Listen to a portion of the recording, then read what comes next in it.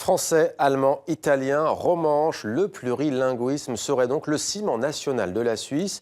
Mais comment évaluer concrètement une politique linguistique? Comment la mettre en place également? C'est justement le travail du président de la délégation à la langue française de Suisse romande. Bonsoir François Grain, merci d'être avec nous en direct de Genève sur TV5 Monde. Vous êtes également professeur à l'Université de Genève et vous êtes un spécialiste de l'économie des langues. On a parfois tendance à l'oublier, François Grain, mais la première langue parlée en Suisse, ce n'est pas le français, c'est l'allemand, qui est parlé par plus de 60% de la population helvétique. C'est la semaine de la langue française et de la francophonie. Que représente cet événement en Suisse ? Alors, il est important pour plusieurs raisons. D'abord parce qu'il est tout à fait normal qu'un État signataire, membre de l'Organisation internationale de la francophonie, comme la Suisse l'est depuis 1997 ou 97, comme vous préférez, il est normal que la Suisse s'associe à ces festivités, même si elle n'est pas majoritairement francophone. C'est aussi le cas, par exemple, pour le Canada. Le Canada est avant tout anglophone, mais c'est une pièce maîtresse du dispositif francophone.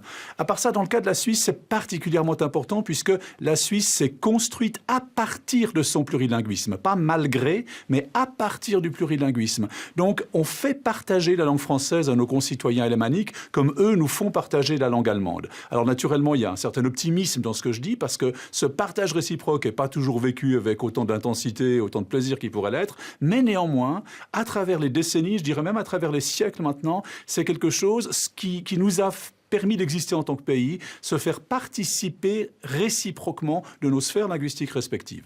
Alors, un peu plus de 8 millions d'habitants en Suisse, près d'un quart sont francophones, parlent le français au quotidien.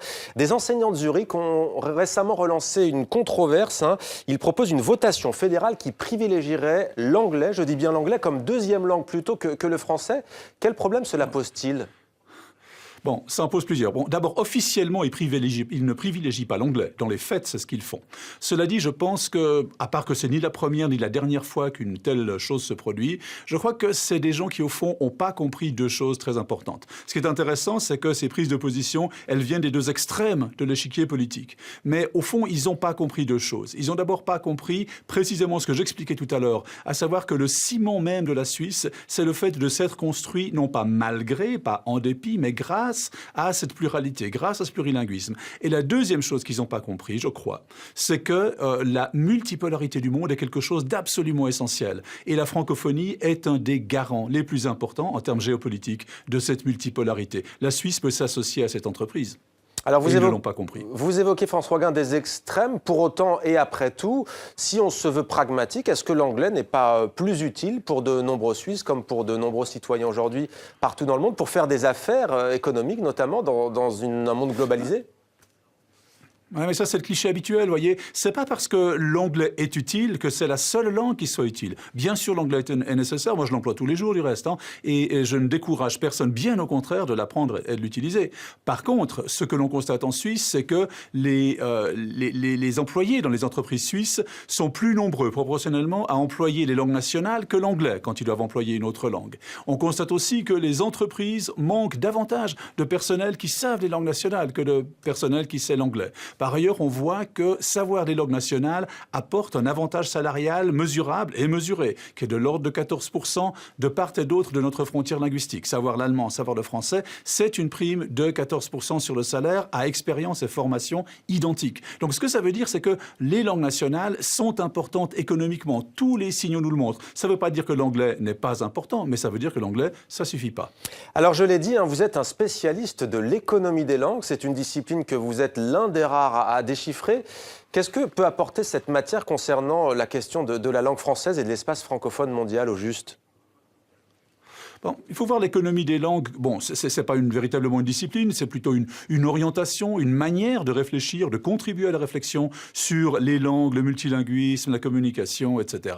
Alors, ce que ça peut nous aider à faire, c'est à poser les enjeux à une multiplicité de niveaux. C'est-à-dire qu'on peut, avec l'économie des langues, on peut réfléchir à la fois au niveau très individuel de l'acteur qui prend ses décisions, quelle langue apprendre, quelle langue utiliser, mais aussi à un niveau extrêmement général, extrêmement macro, d'une société voire du monde, qui décident de fonctionner de manière plus ou moins plurielle ou au contraire de plus ou moins uniforme. Et ce que l'économie des langues nous aide à voir à ce niveau-là, sur ce plan-là, c'est que si on réfléchit à un niveau mondial, global, on a bien meilleur temps d'être pluriel, d'être multipolaire, et la langue française, de concert du reste avec d'autres linguasphères, comme on les appelle, la lusophonie, l'arabophonie, l'hispanophonie, la germanophonie, le français peut contribuer à cette multipolarité pour le bien de tous. Et j'aimerais insister sur un point quand même.